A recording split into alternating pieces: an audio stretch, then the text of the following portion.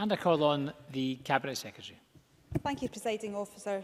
There are always junctures in life that demand that we pay close attention to our finances, paying up the bills for summer holidays, school uniforms, trips away, and now as autumn approaches, shops are already stocking up for Christmas and all the increased financial pressures that brings. So these moments provide a useful prompt to encourage us to take control of our personal finances so we are not paying high interest rates or worrying about how to pay for Christmas. And the pressure to spend more is on everyone, but the sad truth is that it is the most vulnerable in our communities who turn to unaffordable credit. And that's why it's so important that this Parliament and its members continue to support the important role that credit unions play in our communities as providers of ethical financial services. On the 17th of January earlier this year, this Parliament celebrated the role of credit unions in Scotland's communities as part of a debate. And as members know, credit unions are member-owned financial cooperatives, meaning they exist only for the benefit of the people that use their services. They're not for profit, meaning the money that they make goes right back into providing competitive rates on savings and for loans. And they're also based on the principles of individual responsibility and mutual assistance, meaning they improve the lives of people through encouraging the wise use of credit and teaching the importance of budgeting. And many credit unions provide complementary services in addition to savings and lending, such as business loans and mortgages. Credit unions are also themselves diverse, ranging from small community models to large organisations handling millions of pounds. However, all are driven by a singular purpose, to serve their members rather than to make profits for a select few. And over 410,000 people in Scotland are already members of a credit union, which shows modest growth from last year. However, credit unions should be much more mainstream than they currently are, so more people can benefit from their ethical services. And whilst they also provide help and support to the most vulnerable, they are not and should not be defined by that. And in fact, they rely on customers from all walks of life to sustain their businesses and to grow. And whilst this increase in membership is welcome, there's still much more to be done. And in January, during the debate, I heard about some of the key challenges facing credit unions, including a need to increase payroll deductions to encourage more employees to save remains a key area to progress. The use of technology so that credit unions become the place to save and to borrow. And a focus on education of young people in both primary and secondary schools to develop their personal financial skills and also promote using the local credit union. And that's why we welcome the amendment from Pauline McNeill and intend to support her amendment to today's motion. And moreover, in June, I met with key members of the credit union movement to discuss the priorities for the sector, but to also discuss what support might be required to ensure the credit union movement in Scotland continues to thrive and possible support for that and sources of support for that growth. And it was clear that while our efforts to support and grow credit unions to date has been positive, that more focus and a determination to grow the sector and to do so alongside the sector is required. Not do things to them, but to work alongside them. And that's why I'm really pleased that in this year's programme for government, we've committed to co-producing a new credit union strategy with the sector that will enable it to further grow, further develop and to flourish. And it's worth emphasising the importance of ensuring co-production is at the heart of developing this. An appropriate acknowledgement of credit union principles of individual responsibility and mutual assistance. And it's also important and timely and opportune at this early stage, Presiding Officer, to seek members' views and thoughts in order to help shape this strategy for Scotland. So, for instance, the credit union strategy will naturally have a focus on sustainability of individual credit unions and the sector as a whole. Typical of the wider social enterprise sector, part of the key to sustainability is ensuring that the next generation of savers and borrowers use credit unions. And it will be right to focus on the future savers, meaning that the strategy will look to ensure young people are engaged with their local credit union and to identify sustainable ways to do so. So it will explore the successes of the Junior Saver that has engaged parents, staff and pupil volunteers promoting a saving culture, delivered school assembly presentations and classroom discussions, and incentivised young people to become junior savers through a range of promotional activity.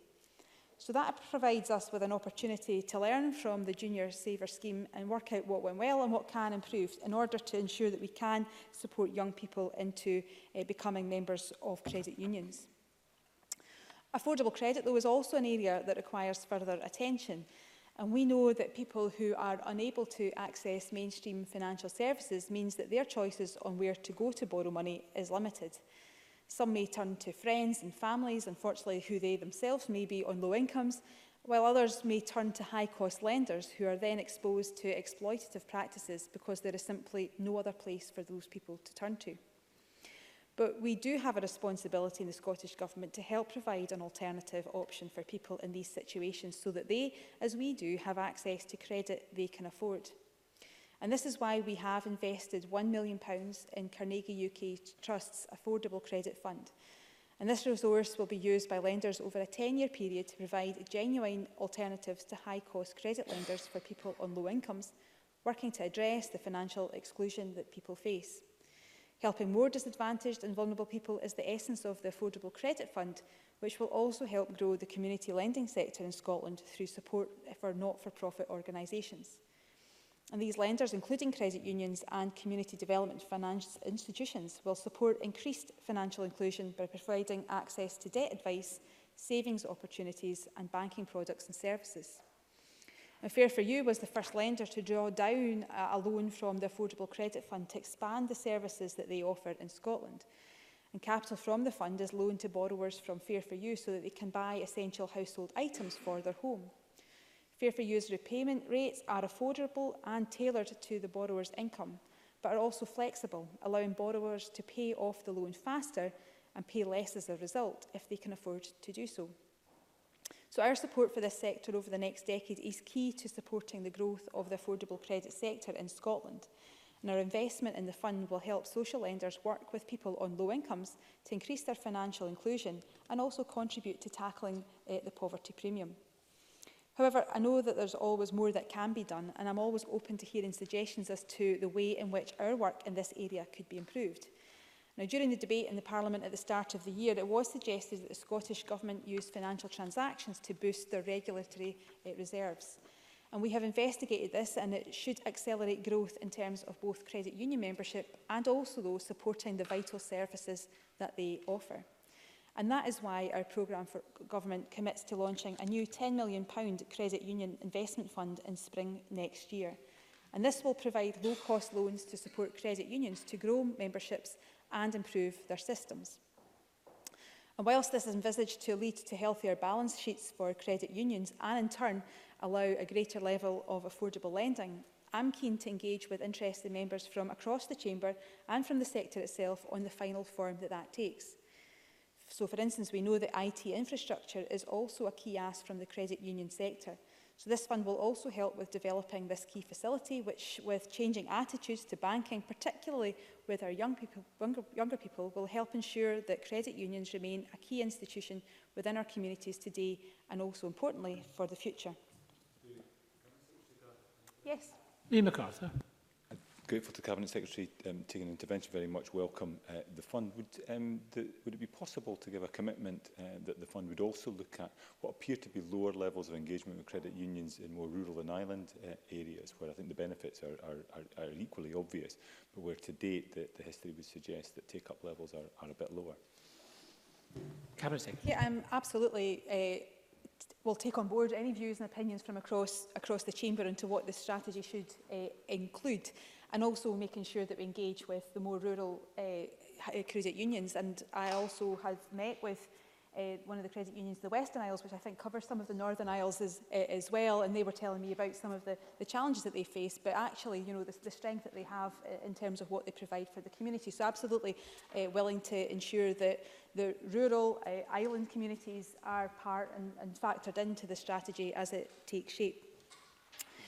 Because it's important that we reflect the voices and views of credit unions themselves, because part of their strength is their diversity and the way that they are reflective of the communities that they serve and also embedded within those communities. So while we are keen to develop a coherent strategy that seeks to further strengthen and grow credit unions in Scotland, we also want to recognise that a one-size-fits-all approach is not what's required either.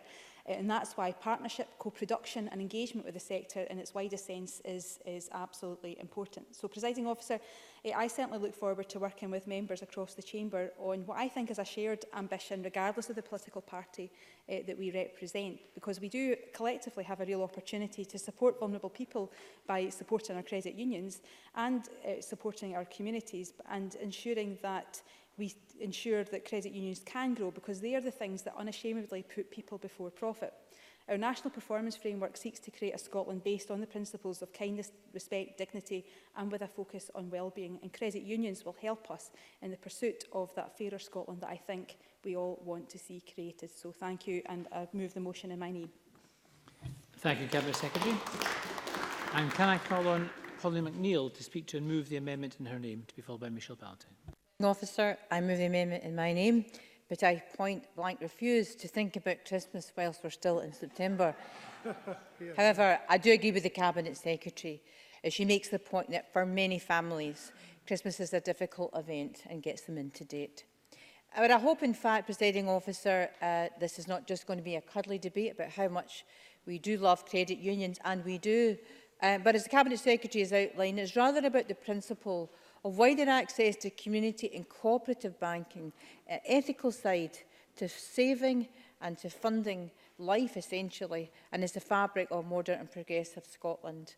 There is a wider issue, I think, about teaching people how to look after their money. Worldwide, there are over 40,000 credit unions in 90 countries, and staggeringly, Ireland, I read, as 70% of the population belong to a credit union. That is a figure I like, is a figure I think that we should be aiming at, because I do believe that transforms people's approach if they understand the importance of savings and can alleviate them from exorbitant debt. The Scottish Cooperative Party says in their briefing that we need to move away from the idea that credit unions are seen as a financial institution for poor people, and perhaps that is changing. But really, credit unions are for all elements of the community, all age groups, professions and workers alike. I also agree that more needs to be done to promote credit unions amongst young people.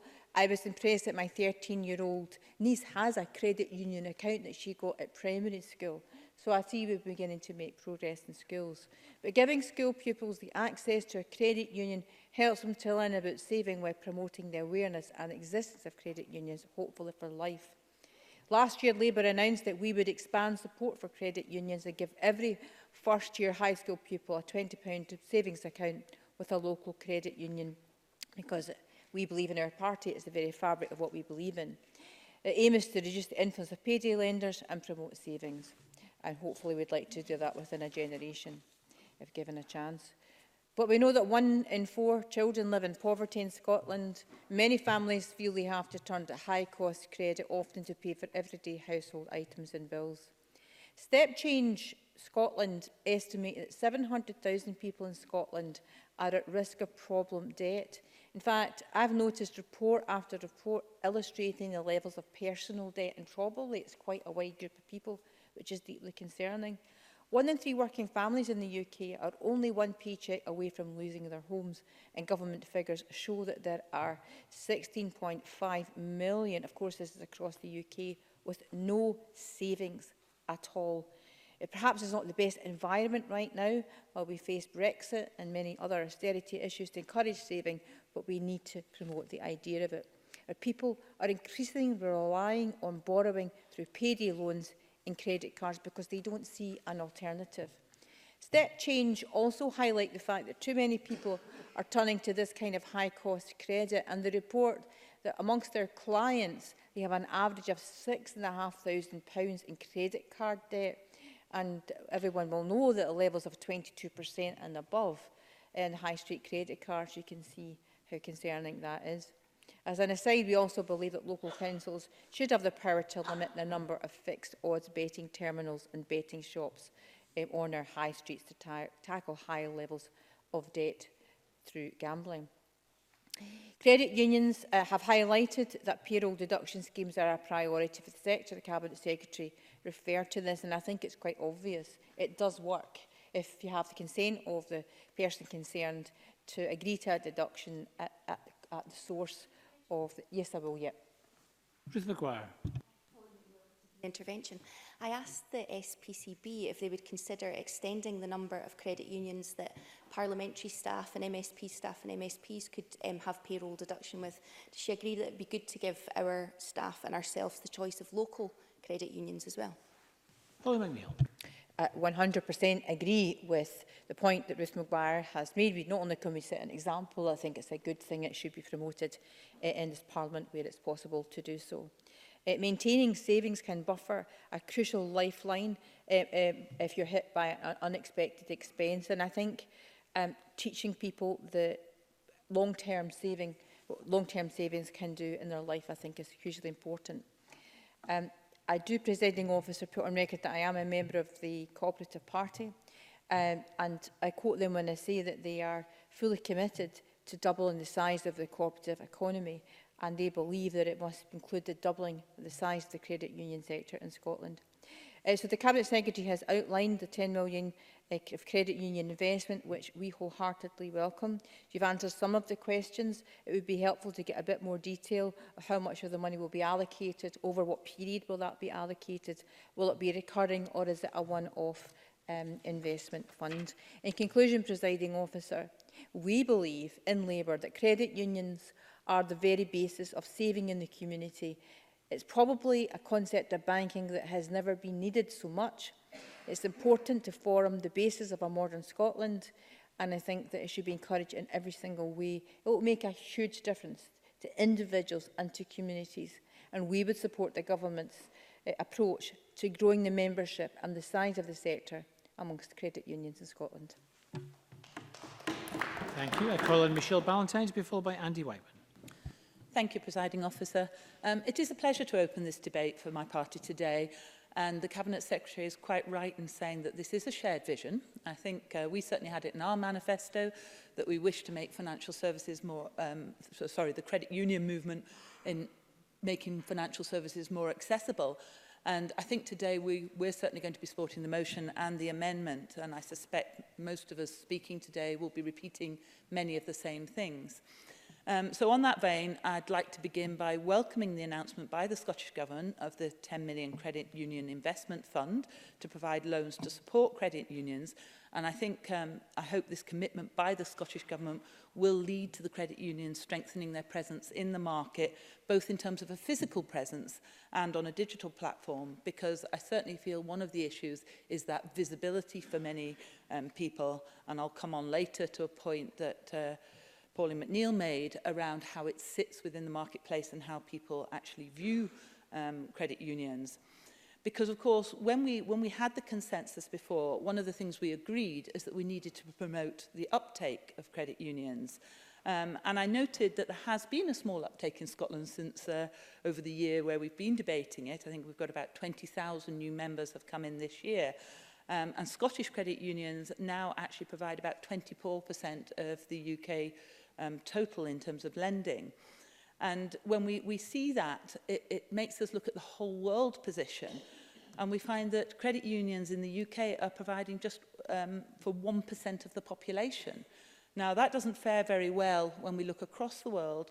The US have 43% of the population engaging in credit unions. I think Canada has around 22% and Australia around 25%. So you can clearly see we've got a little bit of work to do. And I've got a figure of 42,000 credit unions. I think the Cabinet Secretary said 40,000. So, you know, the number's not exact when we look at it, but there is certainly a lot. And we're down at about 0.23% of the world's total amount. So there is definitely scope for improvement. So looking to the fact that we can actually do better, how do we achieve that? And the Cabinet Secretary outlined a number of things that have been brought forward, and we would certainly support some of them. And I certainly would say that if we look to Northern Ireland, there has been some excellent work done there, where they seem to be forging ahead of us and are actually lending around 40% of the UK total now from Northern Ireland. And I think they have also shown us a little bit around how actually a credit union should sit within our society, because it has been a sort of belief that it only belongs in poorer areas for people who are struggling. But actually, it's quite the opposite. Actually, those of us who do have more money should really be investing in credit unions and supporting them to allow them to flourish and provide that very fair interest rate, that equitable service. And we certainly know from surveys that credit unions come out extremely well when it comes to looking after the people that they service. Now, offering credit at reasonable rates of interest and in a form that suits many low-income consumers, as well as providing a valuable tool to encourage saving and budget responsibility, is some of the key roles that credit unions play. And I certainly hope that everybody will join me in welcoming some of the steps the UK government has also taken in order to make credit unions more accessible. They've increased the common bond from 2 million to 3 million, meaning more people across the UK can access credit unions, and that built upon the success of the Credit Union Expansion Project that provided £38 million to the Association of British Credit Unions in 2013 to modernise and grow the credit unions. But we hear very clearly from trade organisations that they are seeking reform of UK legislation, and we on these benches would certainly support that, because it is a sort of rather peculiar situation where the range of financial services that credit unions can legally supply is quite restricted, and some of those things that we consider quite normal within our financial institutions, such as credit cards or insurance, really need to be within the credit union's capacity to deliver. And I think certainly the sustainability of credit unions is challenging, so the extra money is definitely welcome. And the Scottish League of Credit Unions said that the challenge for credit unions is that they do operate in a very restrictive legislative environment, and the interest rate that they charge on loans is capped by law. So therefore they have narrow margins of profitability as well. So we need to help support changes around some of that. But overall, I think we're looking at very positive movements, and we are certainly more than happy to support the direction of travel that the Scottish Government are headed in. So in conclusion, Deputy Presiding Officer, we will be supporting the motions tonight, and we look forward to some significant uptake in credit unions over the next 5 years. Thank you. Thank you, Ms Valentine. I now call on Andy Whiteman to be followed by Lee MacArthur. 4 minutes, Mr. Thanks very much indeed, Presiding Officer, and I thank the Cabinet Secretary for bringing this debate this afternoon. Scottish Greens too were elected on a manifesto to champion credit unions, but not only credit unions, also a wide range of other realistic alternatives to the traditional banking sector, including co-ops and mutuals. And the Cabinet Secretary has made an announcement of a new £10 million fund in the programme for government to support the growth of credit unions across Scotland from financial transactions. And I look forward to further details of that in due course. I don't know if she could say a little bit more about how that's going to be handled in her winding up. She did mention, of course, a consultation with the sector, but the latest data that I have shows that Scottish credit unions have about £290 million out on loan. So another 10 million is about 3%, and it's critical, I think, that financial transactions do something more than just conventional capitalisation of credit unions. So I'd be interested in further details either this afternoon, or in due course. As other members have said, there are about 90 credit unions in Scotland with a membership of over 432,000, which I think is actually extremely encouraging. That's quite a lot of people, and it is the biggest mutual sector in the Scottish financial industry. So although the credit union sector in Scotland is profitable and is self-sustaining, there is a strong case for investment in order for the sector to grow in the way it would like to. And so I welcome the support for a new strategy, but I think it's important that that new strategy can also have the support it needs to be able to be implemented.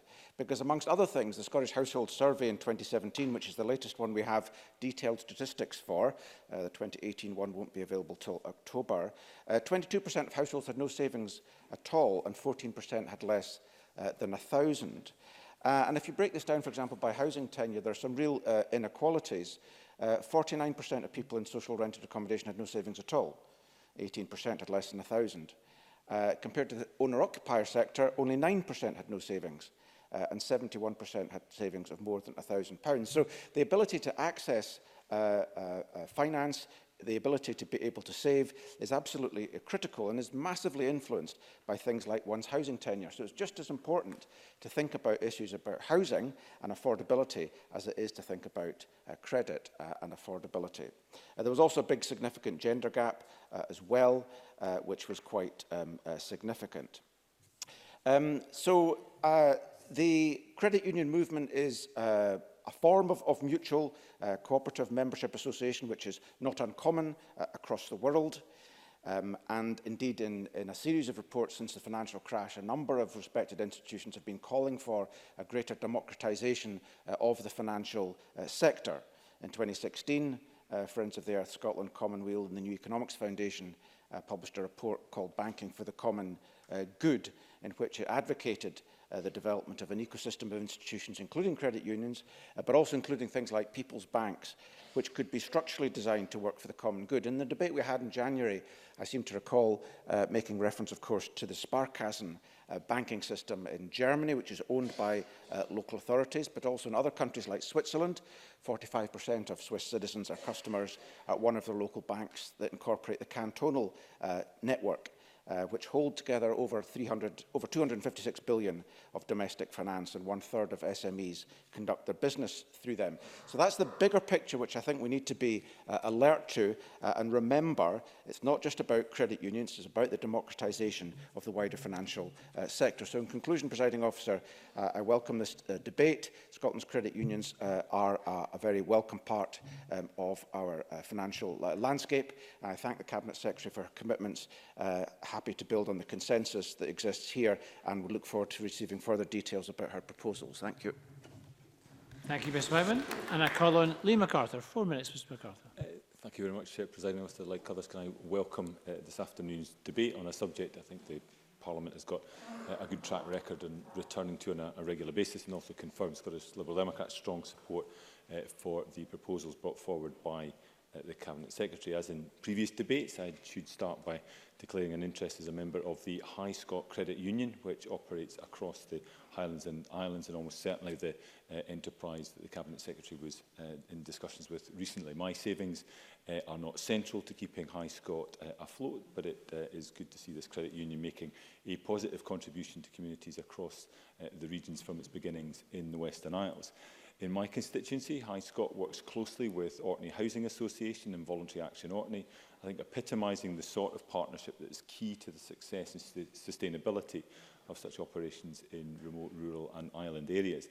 And while membership across Scotland is up to around, I think, 430,000 or so, in the Highlands and Islands it is a modest 3,200, suggesting there is room for growth. And I would hope that the part of the Credit Union Investment Fund, and indeed the Government's developing strategy, will allow specific attention to be given to ways in which the benefits of credit unions can be opened up to more individuals, more households and more communities across rural and island areas. I think that's the view shared with High Scot Credit Union. And those benefits are not in question. Credit unions encourage, as others have said, a savings culture, and they provide affordable loans and protection, as the motion suggests, from predatory lenders. They are also based on the principle of a common bond, a shared connection within a community. It's about people helping people, whether that's the small volunteer-run unions with hundreds of members, or the larger unions with paid staff and premises. In contrary, perhaps, to common perception, credit unions are not just for people who are in poverty. I think Michelle Ballantyne was quite right, and Pauline McNeill also, in reminding us that they're for all people in all communities. And again, this may be something the investment fund can look at reinforcing. Credit unions help build resilience, improve financial capability and nurture cohesion within communities. Those are all desirable qualities at the best of times, but during a period of economic turmoil such as we've seen over the past decade, their importance increases many times over. In Scotland, of course, they have proved more popular than almost anywhere else, so I welcome proposals for the investment fund included in the programme for government. With around 100 credit unions in Scotland, over 430 members and more than £500 million in assets and loans approaching 300 million, there is real strength in the sector, but an appetite and capacity to grow. One area for development, though, touched on in earlier debates and again by Polly McNeill, Ruth Maguire and others, is the scope for more action in payroll deduction. This is a great way of enabling people to save regularly and, where necessary, manage loan repayments effectively. There's no good reason, it would seem, why it isn't a standard workplace benefit. And to be fair, some employers do offer it, but they are very much in a minority, and even where it's available, often little is done to promote take-up among staff.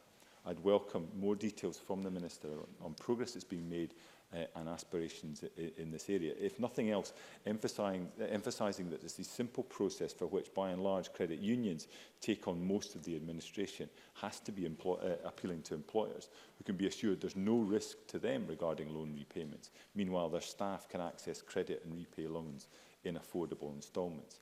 As I said last time, there seems to be an obvious opportunity to link the work on promoting the living wage more closely to efforts to encourage employers to sign up to payroll deduction arrangements with credit unions, and identifying individuals within those companies who can act as credit union champions to encourage take-up. Presiding Officer, again, I welcome the debate and the progress we are making in expanding the reach that credit unions have in Scotland. Hopefully, by the time we next debate this issue, we will see their popularity, particularly in rural and island areas, as well as the use of payroll deductions, increased. For now, I confirm that Scottish Liberal Democrats will be supporting both the motion and the amendment. Thank you. Thank you, Mr MacArthur. Open debate. Speeches of a tight 4 minutes, please. No time in hand. Ruth Maguire, followed by Jeremy Balfour. Ms Maguire, please. Thank you, Presiding Officer. I welcome the Scottish Government's commitment to seeing the credit sector union grow, the credit union sector even, grow and thrive, and also the cross-party support that credit unions have in our Parliament here. Owned and controlled by members and with a membership based on a common bond, credit unions are underpinned by the cooperative ethos of people helping people and are committed to maximising the quality of service that are provided to members, not to the extent of profit that's provided to shareholders. As has been mentioned, membership of credit unions is based on a common bond, an area or a group of people. And everyone in Scotland has at least one credit union they can join to get access to an extensive range of services. Credit unions have long played an important role in serving those in our communities who are typically excluded or underserved by mainstream financial services. And importantly, there's a strong ethos within the sector that those who do not have other credit options should not be charged a premium. My constituents are served well by First Alliance Credit Union in Colwinning, who, as well as supporting a diverse range of savers and borrowers, have been proactively involved in work to address the challenges facing many of our community. A survey of ABCO's members in 2018 showed that, unlike commercial lenders, most do not have a minimum sum that they would lend to a member, and that a large majority, 86%, would consider lending to a member whose only income was derived from benefits. The credit union sector is both responsible, profitable and self-sustaining. However, there is a strong case for investment. Growth in the sector will be of great social as well as economic benefit. The commitment in the programme for government to £10 million Credit Union Investment Fund and the development of the national strategy is much welcomed. And I'm glad to see the motion state the strategy will be co-produced within the sector. It's important to recognise that whilst they all have in common the fact that they're owned and controlled by members, with the emphasis on providing service to the members and not on profit, there is, as the Cabinet Secretary said, diversity within the sector, and it's important that all the voices are heard. The cross-party group on credit unions discussed technology at our last meeting, and this is an area where there's real potential for investment to assist. We know that high-cost credit is easily obtained on digital and mobile platforms, and also that consumers expect to be able to do banking on their tablets or phones now. Credit unions being able to reach potential members on their mobiles and tablets would be hugely beneficial. However, I think it's important to recognise the risks and challenges that need to be addressed to deliver this. It would seem to me that with support and investment from the Scottish Government, that ethical, appropriate solutions for all sizes of credit unions could be found that open up the benefits of credit unions to even more Scots. In opening, I welcomed the Scottish Government, indeed Parliament's shared commitment to seeing the sector grow and thrive. And, Presiding Officer, I look forward to working with all who wish to see that end. Thank you. Thank you very much. I call Jeremy Balfour to be followed by Angela Constance. Mr Balfour, please. Thank you, Deputy Presiding Officer. Can I just start by saying to Polly McNeill that Christmas has started, in that my daughters are designing their Christmas cards today at school, so I will make sure that you get a copy to make sure that Christmas comes at least to your office, if not to your house. I do think, Deputy Presiding Officer, that there is consensus amongst most people within this chamber this afternoon, and I think that is actually a positive. Sometimes we can see consensual debates as maybe not quite as exciting, but I do actually think that there needs to be a cross-party support to move this forward, and I welcome the Cabinet Secretary's welcome of that. We've heard the statistics from others, so I won't repeat them, but I think we are doing well in Scotland, but there is still room for improvement. The Scottish Government have their strategy. Again, the Cabinet Secretary has said she would welcome views from the sector itself and also from across party. So if I can throw my 3 pennies worth in very briefly this afternoon. The first is, and I think it has been picked up by a number of speakers already, is that we do have to do some succession planning. There is a danger that credit unions are seen for a certain type of generation. Perhaps Mr MacArthur would fall into that type of age group. And we do need to look at people below that generation and make sure that younger people, such as the Cabinet Secretary, are getting involved in that. I'm trying to win friends this afternoon, Cabinet Secretary. However, I do believe, joking apart, that we do need to make sure that this news is got into the schools and into the universities and colleges, because I do think it is important that we are planning for the future and we do see the expansion coming from younger people. Secondly, I'd like to pick up the point made by my colleague Michelle Ballantyne and again by others, and that is there is a danger that this is seen for a certain type of individual or from a person who comes from a certain background. And I think that is a perception that is still out there for many people. I do think we need to see credit unions for everybody within our society, whether they would see themselves as wealthy, middle class or less well off. And credit unions will only be able to grow and be able to lend more money if all types of individuals from a society. And I think there is a work to be done there by us all. Finally, Deputy Presiding Officer, I do think there are still those, particularly those who are disabled, who do find it difficult to engage. I think there is work with social media, which is happening with cross-party group, that can help that. But I think we need to drill down and see maybe why so few disabled people in particular are using credit unions. I think within my just over 3 minutes, I've probably been able to offend most people within the chamber, and those I haven't, I apologise to, and now sit down. Thank you. Thankfully, you didn't manage to offend me, and that was a good idea.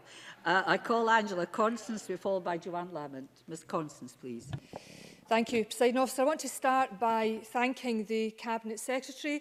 She will recall that the last time we celebrated in this chamber the contribution credit unions make to a fairer Scotland, that I asked the Government to consider emulating the Welsh Government and enabling credit unions to access financial transactions to boost regulatory reserves.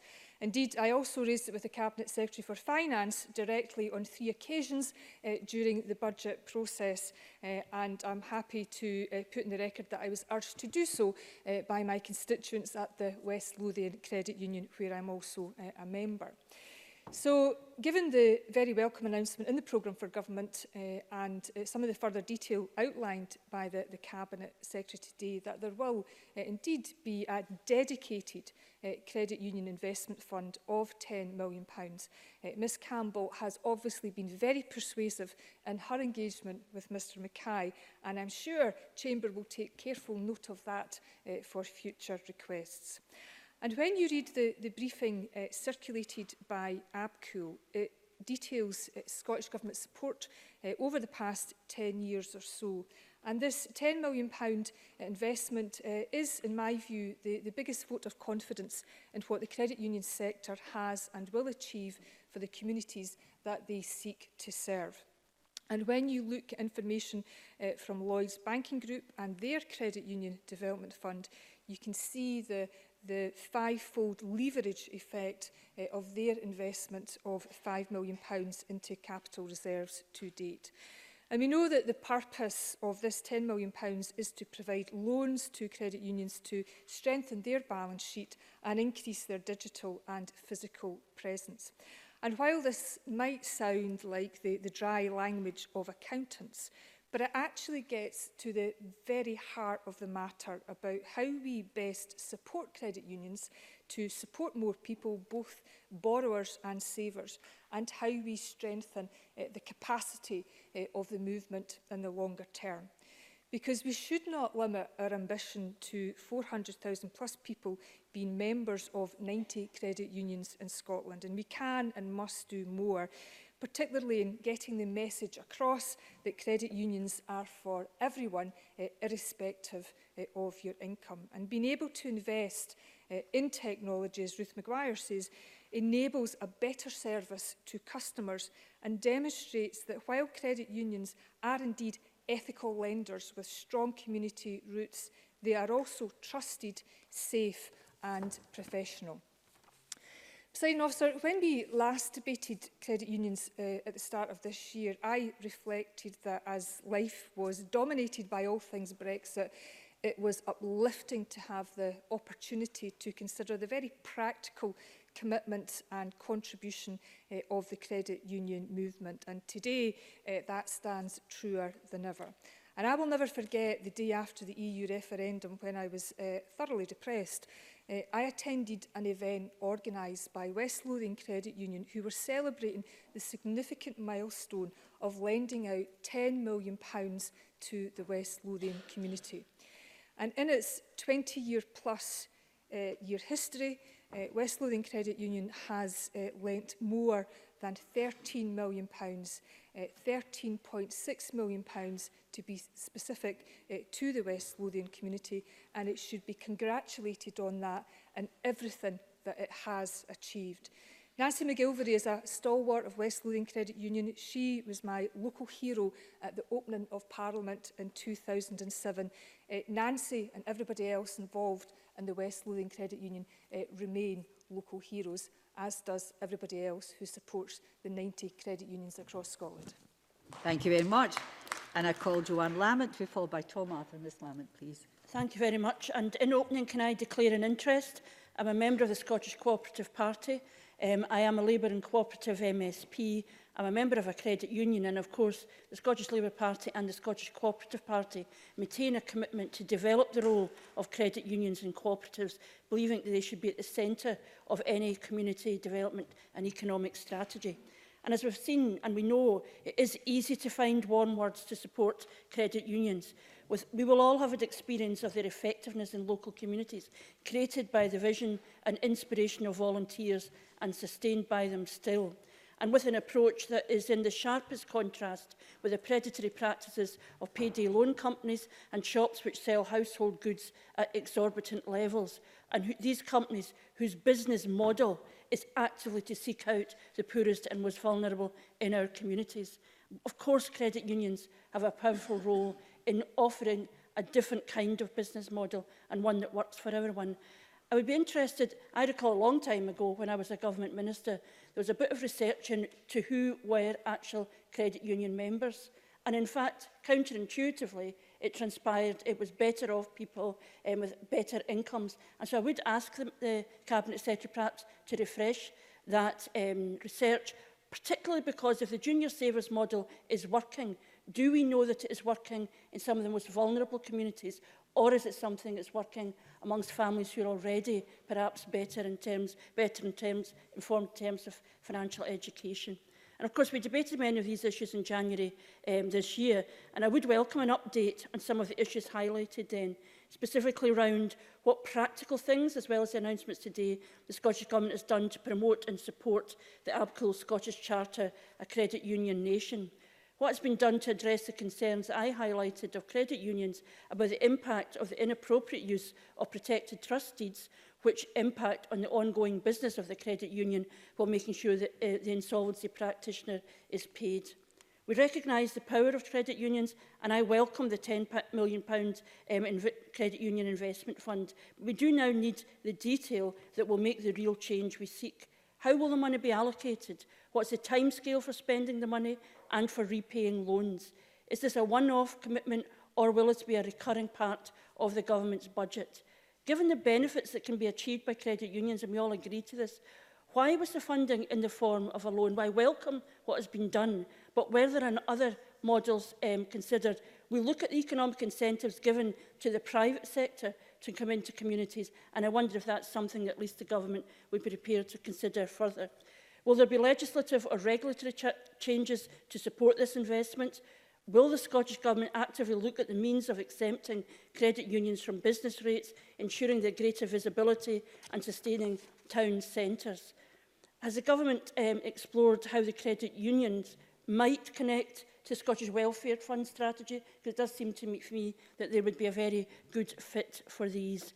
And finally, I just want to emphasise that I believe cooperative economic models offer huge opportunities for a stronger and fairer economy, and I'm sure many across the Chamber would agree with that.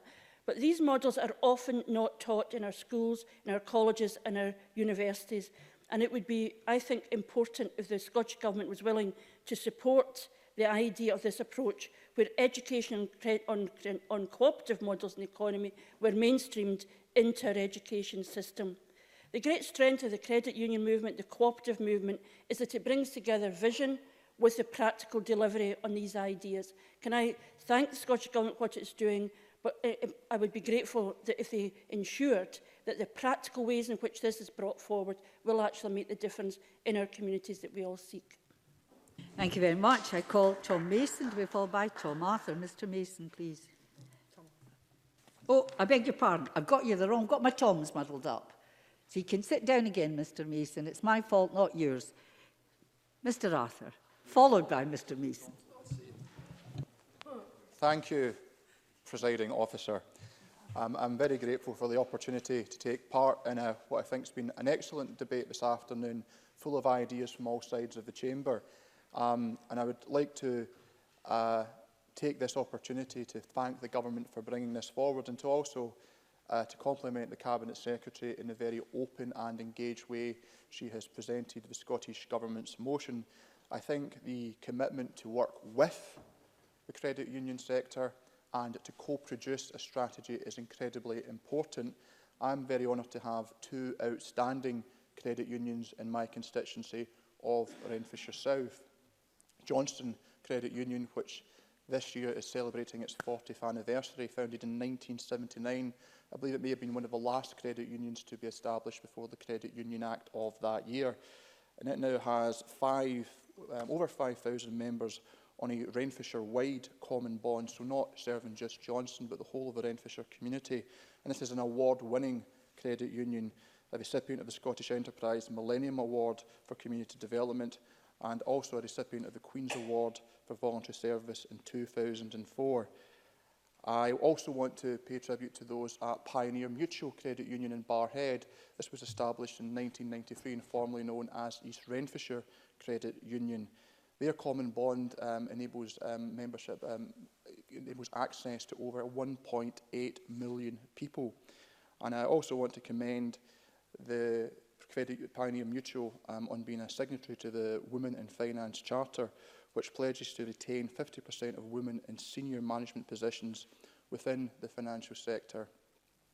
I think there's been many very substantive contributions, but there was something that Pauline McNeill highlighted in her remarks, in which she said that this is not a cuddly debate, as consensual as it may be, because at the heart of the credit union movement is an ethos which I think has never been more relevant to our society and the contemporary challenges which we face: individual responsibility and mutual assistance. The prevalence of cheap, easy and accessible credit, we all understand, led to the financial catastrophe of 2008, and it is in the wake of that catastrophe that my generation and subsequent generations are having to grow up and to face the consequences of, and these consequences have clearly manifested themselves in the political arena as well. And I believe that while these challenges can be insurmountable, the way to approach some of these challenges is to start at the granular level in each and every one of our own local communities. And that ethos of a member-owned institution designed to put the interest of its members first and not profit is something which I think is relevant not just to the financial sector, but to many sectors across the country. Now, time is limited. I only have a few seconds left, but one thing that I do want to welcome before closing is the commitment to the £10 million investment fund announced by the Cabinet Secretary. This is very exciting, and one thing that I did note was that some of this fund will be available for spending on IT. And I think it's important that we do all that we can to support our credit unions to keep pace with the latest innovations. To give just one example, where I would be curious to see what potential there is now a growing use of rounding up apps on mobile telephones as a means of saving. I would be curious if this was something that could be applied to the credit union movement to enable people to save more efficiently and with greater ease. But unfortunately, time prevents me from going any further, Presiding Officer. Thank you. Thank you very much. I now call Tom Mason, with my apologies, Mr Mason, and then followed by Maureen Watt, last speaker in the open debate. Mr Mason, please. Thank you, Presiding Officer. I'm glad there appears to be a broad consensus over the benefits that credit unions can bring to people across the country, providing accessible finance at much lower risk than payday lenders. The additional £10 million announced in the programme for government is therefore welcome, as are the plans for a new national strategy for the industry. And I look forward to seeing the implementation described by the Minister today. Given that credit union membership has increased by 20,000 the last year alone, it is important that we support the sector and can match the demand placed upon it. Now, there are some exciting things going on for the sector. Membership of credit unions in Scotland is steadily increasing and stands at more than 350,000. They hold assets of around 650 million, lending 362 million, nearly a quarter of the UK total. Now, these are just not numbers on a page. It represents lifeline financial services for people who may not be able to get credit elsewhere.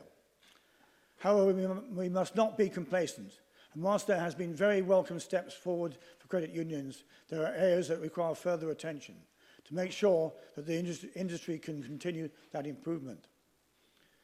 The Association of British Credit Unions, in their brief issued yesterday, described how credit unions have to accumulate capital from earnings. Yet in order to increase earnings, they need to increase growth. And the increased growth requires increased amounts of capital. The point is that without sufficient external investment, the industry as a whole can find itself in a downward spiral, unable to provide for customers. The Association of British Credit Unions also state that most loans go to those in the bottom 10% of the SMMD indices. And I think it will be able to broaden, if we can be able to broaden the base people going to credit unions, that will in turn provide for further investment. So I hope that the 10 million announced by the Scottish Government, along with significant work done by the UK Government, will be enough. But I urge ministers to keep a close eye on this. Now, in communities like my own and across Scotland, people must be aware of the financial options available to them and the services that credit unions offer, bringing credit unions into the mainstream. Last year, it was good to see the Scottish Government put forward a public information campaign to raise awareness of in this regard. But I'm not sure whether it was intended or not, but this seems to have fallen by the wayside in recent months. And I wonder if ministers have given additional consideration to further efforts to inform the public about the value of credit unions. I hope the Minister can address this in summing up. Presiding Officer, the intrinsic value of credit unions is such that we should seek to provide their widespread use when possible. For those who may not be able to get bank loans or other more accessible options, credit unions represent a far better source of finance than payday lenders with punitive interest rates, well into the thousands.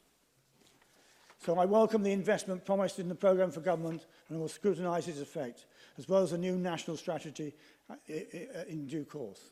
There is, of course, further work that needs to be done to ensure sustainability of the credit unions going forward. However, I am confident that we have the means and the will to make that happen. Thank you very much. Thank you very much, Mr Mason. I call Maureen Watt. Then we move to closing speeches. Ms Watt, please. Thank you, Presiding Officer. I am pleased to take part in this debate, as we can never highlight enough the importance of credit unions to our community. And while there are over 410,000 people served by credit unions, I'm sure the potential customer base is much higher. And it is, as others have said, really important that knowledge of their existence is embedded in our schools, and indeed saving is started in primary schools and, as importantly, continued in secondary schools.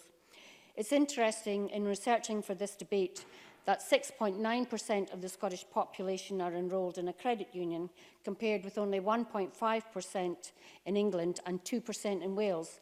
And I think this is a testament to the backing and promotion that credit unions get from the Scottish Government.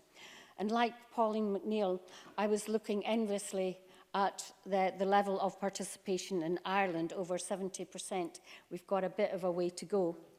It's also important, in my opinion, that banks and credit unions shouldn't be seen as operating in competition with one another, but rather in cooperating to offer a better service to customers, especially those in our community, in our poorer communities.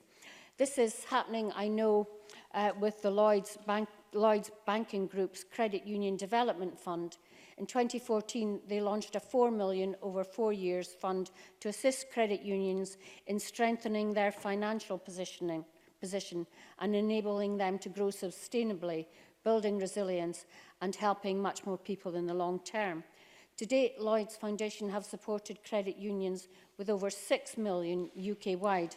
I'm not sure how much of that support has come to Scotland, but as well as the financial assistance, their support also includes signposting customers to credit unions, sharing expertise with a number of bank colleagues volunteering in credit unions, but they also seconded 2 full-time colleagues to work with the Department of Work and Pensions Credit Union Expansion Project. And in Scotland, the Scottish Government has match funded the Carnegie UK Trust's investment of £1 million in the Affordable Credit Fund to allow individuals with low incomes and poor credit rating to access finance. And this is all good news, as credit unions tend to be much less scary than banks. Their offices are usually in our communities and run by people they probably know. It's also important that credit unions are embedded in the network of support and financial advice to our communities, with signposting to other financial and budgeting advice and crises services such as food banks if necessary. Presiding Officer, in talking about credit unions in this place, we tend to focus on the saving part of credit unions, but it's also important that those saving also consider borrowing from their credit union, because as well as savers, credit unions also need borrowing from their savers, as this is what keeps credit unions in business. And I think this is what Joanne Lamont was referring to. The credit union in which I saved for many years, Nescu, North East Scotland Credit Union, folded last year. And this was one of the reasons given, that there were not enough borrowers with good credit rating borrowing from the credit union. They were asset rich, but as I say, there was not enough lending business to keep it going. So, Cabinet Secretary, I think there's much unanimity within the Chamber today to support the Scottish Government's work in this realm. So more power to your elbow. Thank you very much. Closing speeches. I call on James Kelly to close for Labour. 4 minutes, Mr Kelly. Thank you very much, Deputy Presiding Officer. I think it's been a good and a consensual debate. However, I think as a number of people have said, I think the key thing is that we try and take the central points for the debate that are going to move the extension of credit unions going forward. I think the Cabinet Secretary set the scene well, Elaine Campbell, in terms of describing the benefits of credit unions and how important they were in a time when a lot of people feel financially vulnerable and potentially get pushed into unsavoury products like payday loans. Credit unions at the heart of communities are very important as a stable alternative. There's a lot of discussion about participation. The fact that we've got 410,000 people in Scotland on credit unions. But what really interested me was the point Maureen Watt was just making there, backed up by Pauline McNeill, about participation levels in Ireland of 70%. And clearly that's been built up, historically. You're not going to kind of turn the tap on overnight, and the recent improvements are welcome in Scotland, but it shows that, we've got to do so much more to try and improve our standing internationally. Not just so that we're at the same level as other countries, but so that we're giving adequate protection to communities. Central to that, you do need a strategy, but as Andy Whiteman pointed out, that really needs action. It really needs to move it forward.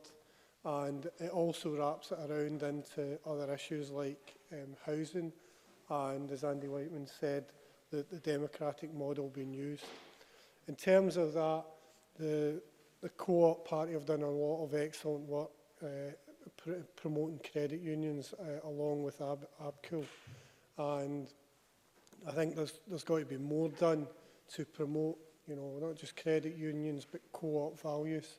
And that should be central to a lot of the education that goes on in schools and colleges, because raising that awareness with young people, young students and young pupils could certainly do a lot to increase those participation levels.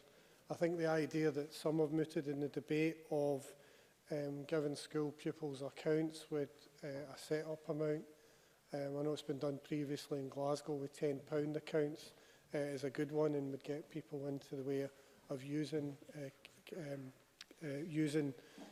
credit union accounts. And that was something that Jeremy Balfour, aside from his some of the comedy in his speech, that was one of the very good and serious points he made in his contribution.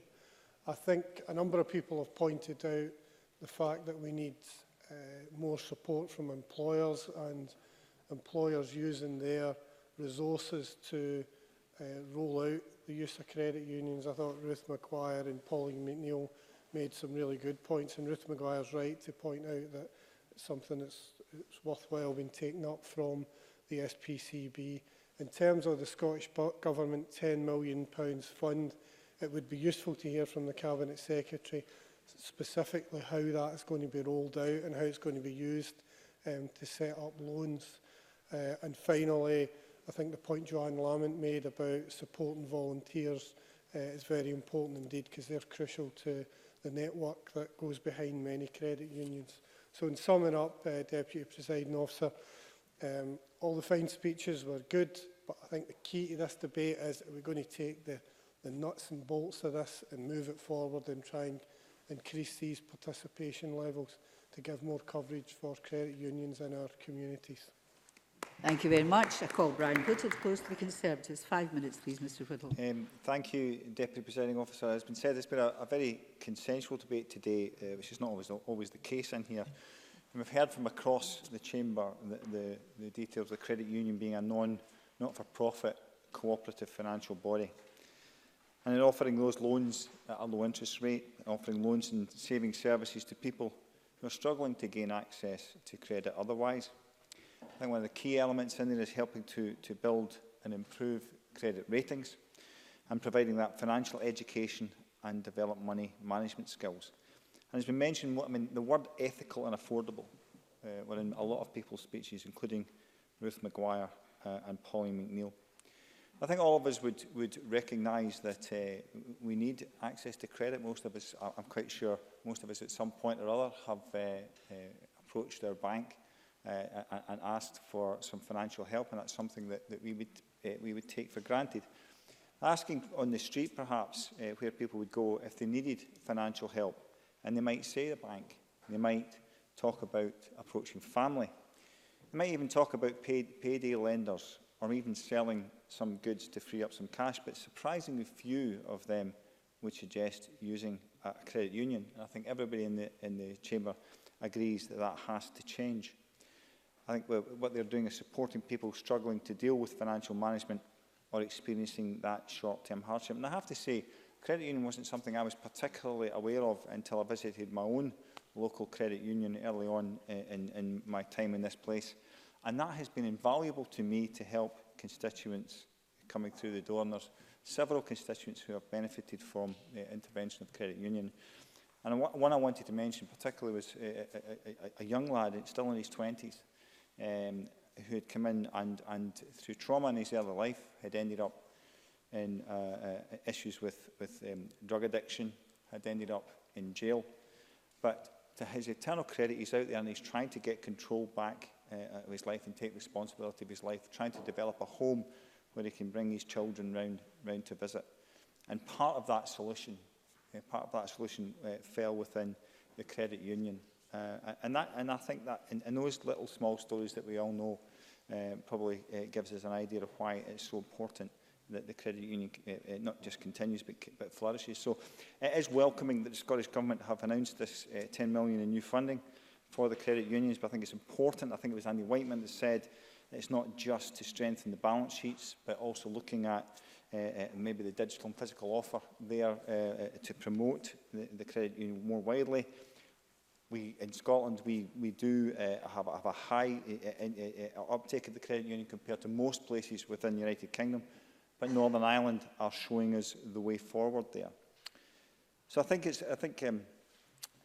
also what I was going to say was at a time when more and more banking services are moving out of town centres and online, I think the credit union there has that potential there to step in and fill some of those gaps. So visibility and awareness are key to making credit unions successful, to be viable. I think people need people who are willing to save, people who are looking for loans, and both of those require people who know what the credit union is, where they are, and how to use them.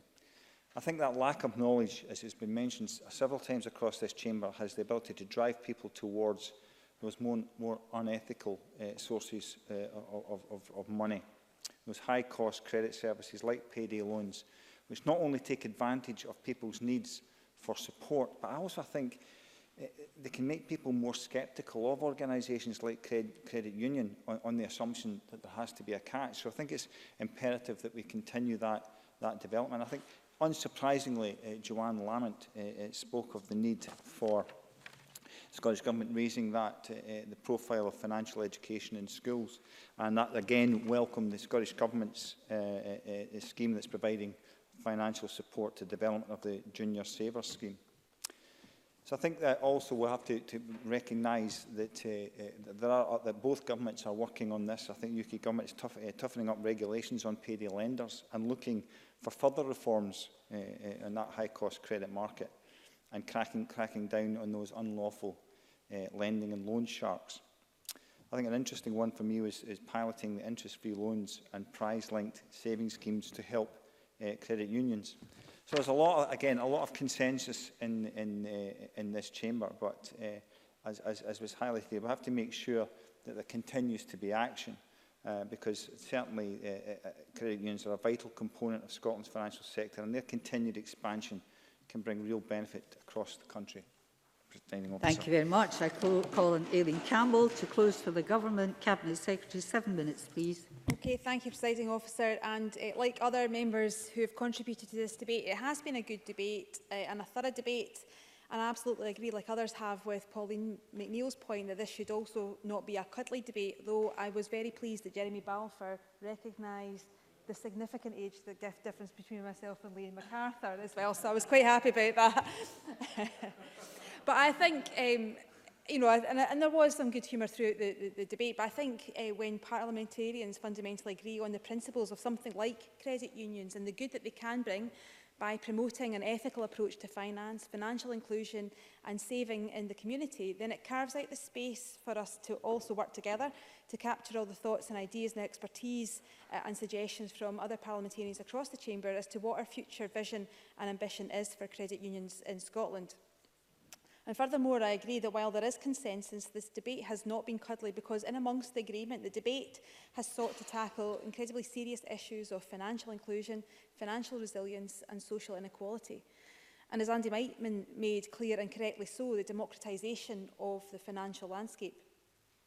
But for me, and partly through engagement with the credit union sector and also through listening to members during the debate at the start of the year, I believe there was a real need to have a more coherent and sustained and strategic approach to growing credit unions.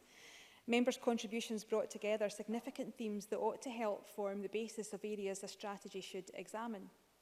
So Andy Whiteman was right to point out that this strategy should not be something developed in isolation, but should also be aware of the bigger picture and the interactions that this strategy will undoubtedly have with other policy work. With the economic impact of Brexit uppermost in our minds, it means ensuring financial resilience of people is ever more important. And using the findings of the household survey and what that tells us in terms of who is saving, who isn't saving, and the link across to housing tenure is vital. And it will be vital in our work as we reimagine the housing sector in Scotland up to 2040. Michelle Ballantyne and Andy Whiteman also provided a useful international context to enable us to explore why there is stronger support for credit unions in other countries and also other models and approaches that exist in other parts of the world. And I also think that members were right to point to the fact that credit unions should not be viewed as simply banks for poor folk. This is an absolute myth, and that's certainly a myth that needs to be debunked. And that was something that we did seek to do in the campaign that we supported last year. Growing membership, promoting the unashamedly the ethos of putting people before profit and rooted in our communities gives us, I think, a strong platform to expand credit union impact. And those were all points made by Jeremy Balfour, Lee MacArthur and Michelle Ballantyne. And I also agree with Angela Constance that our ambition should not be limited to being a bit better than the rest of the UK and congratulating ourselves about the 400,000 plus members. It actually means promoting what credit unions do, what they contribute, how they help us make good on our Fairer Scotland ambitions, and also in our desire to rebalance our economy in a sensible and far more ethical way. And I think Joanne Lamont's point about research is also a good one. I'll certainly look into the point that she raises, because a strategy must be based on solid information and not assumptions. And I will look and get back to her on the points that she raised. But I also think it was useful to hear Maureen Watt's experience as well about what happens to credit unions if you do not have enough members. The ultimate price they pay is that the credit union has to close. Members also made the point that this should not be a strategy that is done without credit unions themselves, and I agree, and that's why the cooperative principles of credit unions must underpin the approach that we take. So that must mean that we do this cooperatively, collaboratively and alongside credit unions. And when I met with representatives of the sector earlier this summer, it was clear that they want to act together for the benefit of their sector. But again, reiterating the points that I made in my opening remarks and reflecting the points raised by Ruth Maguire, Tom Arthur and Lee MacArthur, who spoke about credit unions in their areas, illustrating just how diverse the sector is and why that special element of them is something that we don't want to stymie or unintentionally quash through having a national approach and a national strategy. Pauline McNeill. On the issue of payroll deduction, I don't think anyone has mentioned that the NHS has a credit union. I don't know if other public services have that too. What position is the government in to encourage credit unions in the public sector where we have some influence? Absolutely. Cabinet Secretary. I absolutely agree. It's something that has been that we do ourselves, and it's something that I know the Parliament takes very seriously. The NHS credit unions important. I think it celebrated a significant anniversary last year. Again, there's lots of learning there, and I think that's why part of the reason why I think that we need a strategic approach, because there's lots of good ideas, but they're all scattered across different places, and that's why I think if we have a focus in a strategic way, that we can make use of the wealth that's in our country for the betterment of credit unions. And again, so I'll take on board the points that Pauline McNeill has raised there. Sorry, I'll take Liam MacArthur.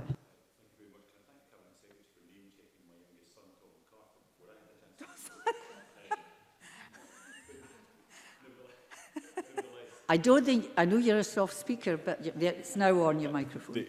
But I just, in reference to the earlier comments made by a number of members about more that the corporate body could do, I think with my corporate body hat on, I should just point out that many MSP staff and SPCB staff are already pay into the Capital Credit Union. It's advertised on pay slips, but I think if there's anything either the government or indeed members across the chamber think that we could be doing more to encourage the extension of that, we'd certainly be very welcome to hear it. Cabinet Secretary. And I think, again, that's why it needs to be about more than just working with the credit unions themselves. This needs to be, I think, in the point that made by Andy Whiteman about being that broader approach as well, and about working how we can influence others to understand what they stand to gain if they work alongside credit unions. Many members also asked about the £10 million, and so this new fund, and there's limited detail I can give at the moment. However, what I will do is pledge to ensure that we keep Parliament updated, because this fund will provide a significant boost to credit unions. It will continue. We hope to grow their membership, increase both the financial and health well-being of our communities and our most vulnerable, and alongside breaking down the barriers to responsible lending by improving balance sheets. We also, I understand the point that has been made, we need to make sure that this isn't just doing more of the same, but actually innovating and making sure that the 10 million has an impact in our communities. But there's also been a real plea from credit unions for us to understand about the need that they have to have more support in terms of IT, and digital, I will be a prominent theme in the work of the strategy. And I also recognise that alongside the strategy, we do need to take action alongside the theorising, because lots of people have talked about many different ideas, the payroll deduction, fair work practices, working with young people, working with colleges. So there's lots of ideas. So that can enable us to work out what are the actions that we can take in a more short, medium, longer term approach to grow the credit union movement in a much more sustainable way. So I am really pleased that there is lots of consensus on this. There's lots of good ideas. I'll continue to work with members, continue to work with the cross-party group that Ruth Maguire spoke about as well, and also continue to work with the sector, because we agree and we want to make this a success, and I think that's something, a strong platform for me to go and ensure that I work with members and the Parliament on. So thank you. That concludes the debate on investing in our credit unions. It's time to move on to the next item of business and a very brief break as we change front bench places.